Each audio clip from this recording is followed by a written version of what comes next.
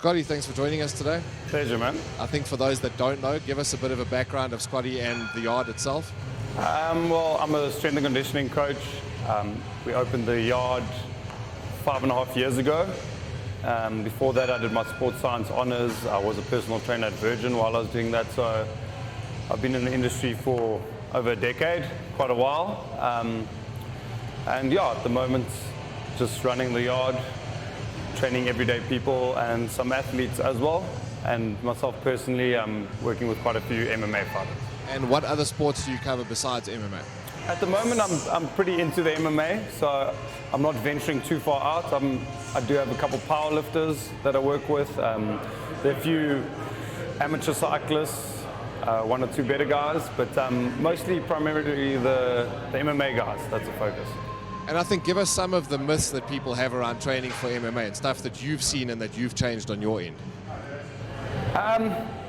Probably the biggest problem you find when guys come and do their strength and conditioning with MMA, with a coach or with a trainer, is that first of all they'll do what the trainer likes best. So if the trainer's from a powerlifting background, he'll try to push powerlifting methodology on them. If he's from a fat loss, high intensity background, he'll just do that with them. Or CrossFit, for example, the guys will just blindly follow a CrossFit program. So it's not doing specific enough training in terms of strength and conditioning to match what the demands of fighting are. So when you're looking at strength and conditioning for fighting, you need to look at the strength demands, the mobility demands, also the energy system demands, and you need to train very specifically for that to match your sport. One of the biggest things I've seen as well is guys following too much of a high intensity conditioning type program.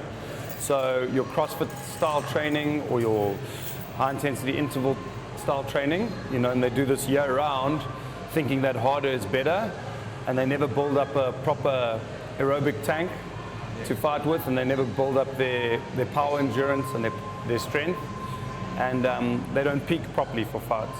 So that is a problem as well, following high intensity style programs year round, where they actually do get a lot of their high intensity training from their sparring and their MMA work in the gym. So then you're trying to now do that in the strength and conditioning setting at the same time, and these athletes are burning out and struggling to keep up with the demands of their sport because you're piling on too much in the gym. So for those that don't know, please tell us where the guys can find you. The Yard Athletics in Fourways, Johannesburg, so you can always pop into the gym, or you can follow us on all social media platforms, The Yard Athletic or Coach Scottie Mac. Perfect. Thanks, Scottie. Pleasure.